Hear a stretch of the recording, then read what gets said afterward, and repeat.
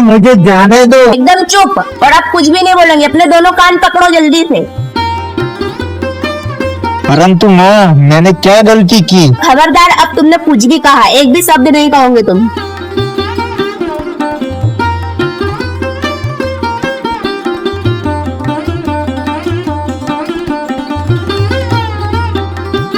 अरे माँ, मैंने किया क्या है? मुझे मेरी गलती तो बताओ माँ। पुत्र गणेश, मैंने तुम्हें कहा था कि तुम पृथ्वी लोक पर नहीं जाओगे। उसके बाद भी तुमने मेरी आज्ञा का उल्लंघन किया। अब तुम यहीं पर बंधे रहोगे, यहाँ से कहीं भी नहीं जाओगे।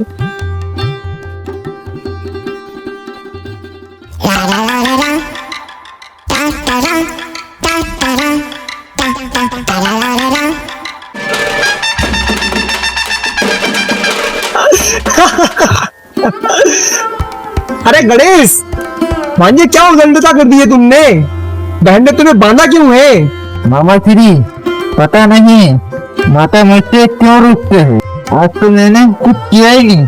भांजे, ऐसा तो कुछ हो नहीं सकता कि तुमने कुछ उद्दंडता नहीं की होगी। बहन ने तुम्हें बांधा है तो ऐसे ही नहीं बांधा होगा। मामा श्री, मैं सत्य कह रहा हूँ, मैंने कुछ नहीं किया। बहन पार्वती, कृपया मुझे दर्शन दीजिए। आपका भाई आपको याद कर रहा है। नारायण, प्रणाम बहन। बहन, पुत्र गणेश ने क्या उद्दंडता की है? आपने उन्हें बांध कर रखा है। पुत्र गणेश, तो मैंने कहा था कि वो पृथ्वी लोक पर ना जाए। उसके बाद भी वो मेरी आज्ञा का उल्लंघन कर पृथ्वी लोक पर चला गया। इसकी इस उद्दंडता का यही परिणाम होगा। परंतु गणेश पृथ्वी लोक पर क्यों नहीं जाएगा बहन? अभी तो गणेश उत्सव चल रहा है और इस समय तो गणेश को पृथ्वी लोक पर ही होना चाहिए। पर माता, मेरे लिए मेरे भक्तों ने मीठे मीठे पकवान बनाए और मेरा सबसे प्रिय मोदक भी बनाया है माँ। हाँ देवी पार्वती, गणेश को पृथ्वी लोक पर जाने दो। हाँ, मुझे जाने दो। शांत हो जाओ गणेश। अगर अब एक भी बार तुमने पृथ्वी लोक पर जाने की बात कही तो तुम्हें मेरी सौगंध है। हाँ बहन, पुत्र गणेश को पृथ्वी लोक पर जाने दो। गणेश के भक्त पृथ्वी लोक पर गणेश का इंतजार कर रहे हैं और वो नहीं जाएगा तो पृथ्वी लोक पर गणेश पूजा कैसे होगी? और जब तक गणेश वहाँ पर उपस्थित नहीं होगा तो इस पूजा का कोई महत्व नहीं रहेगा। नारायण, किस पूजा की बात कर रहे हैं आप? उसी पूजा की जहाँ पर गणेश की 11 दिन पूजा की जाती है और जब विसर्जन का समय आता है उसे नदी, तालाब जैसे झरनों में फेंक दिया जाता है और उसकी वजह से गणेश के हाथ, पैर, यहाँ तक कि मुंडी भी टूट जाती है, जिसके बाद गणेश को बहुत कष्ट होता है और उससे अधिक पीड़ा मुझे होती है क्योंकि मैं गणेश की माँ हूँ। परंतु देवी पार्वती, गणेश के भक्तों की प्रार्थना एकदम सच्ची होती है। वो श्रद्धा और पूरे संपूर्ण मन के साथ गणेश जी की पूजा करते हैं। आप सत्य कह रहे हैं नारायण कि गणेश के भक्त सच्ची आस्था के साथ गणेश का पूजन करते हैं, परंतु सिर्फ 11 दिनों तक। और 11 दिनों के बाद जैसे ही विसर्जन का समय आता है नदी, तालाबों में गणेश को फेंक देते हैं। यह तो एक तरह से गणेश का अपमान हुआ। हाँ देवी पार्वती, आप बिल्कुल सत्य कह रही हो। विसर्जन के दिन गणेश का अपमान किया जाता है। हाँ नारायण, और सिर्फ गणेश का अपमान ही नहीं, प्रकृति को भी दूषित किया जाता है। और आप जानते हो कि प्रकृति मेरा अभिन्न अंग है।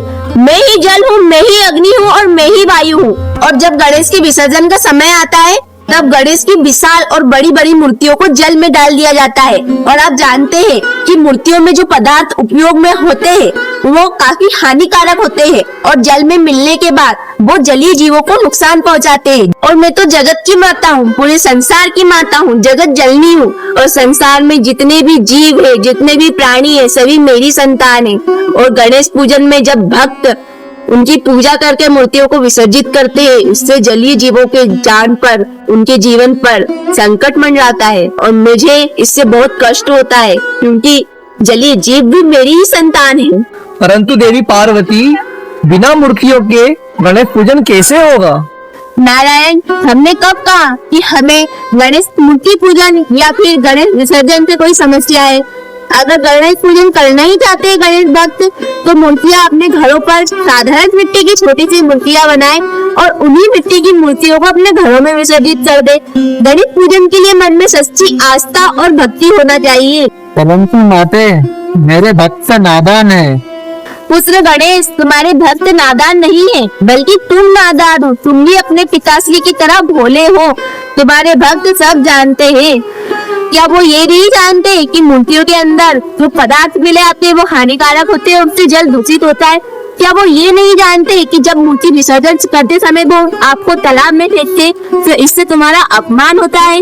वे सब कुछ जानते हैं। पृथ्वी पर सारे लोग, मनुष्य प्रजाति सबसे अधिक आगे बढ़ चुकी है और वे सब कुछ जानती है, परंतु भक्ति भावना में खोकर भी ये भूल जाती है कि वो आपका अपमान कर रहे हैं। इसलिए तुम यहाँ से कहीं भी नहीं जाओगे। परंतु माते, आप ही ने तो सिखाया था मुझे, जब भक्त सच्ची आस्था से बुलाए तो भगवान को वहाँ जाना चाहिए। हाँ पुत्र गणेश, यह मैंने तुम्हें सिखाया था कि जब भक्त सच्ची आस्था से पुकारे तो भगवान को वहाँ जाना चाहिए, परंतु जहाँ अपमान हो वहाँ पर भगवान को कभी नहीं जाना चाहिए। और तुम्हारे भक्त तुम्हारी सच्ची आस्था और भक्ति के साथ पूजा करते हैं, परंतु विसर्जन के समय तुम्हारा अपमान करते हैं। और ऐसी जगह क्या जाना जहाँ पर तुम्हारा अपमान हो। परंतु माता, पुत्र गणेश, तुम हट मत करो जाने की, क्योंकि जब तुम्हारा विसर्जन होगा सबसे अधिक पीड़ा मुझे होगी। और क्या तुम मुझे पीड़ा देना चाहते हो? नहीं माते, मैं आपको कष्ट में नहीं देखना चाहता।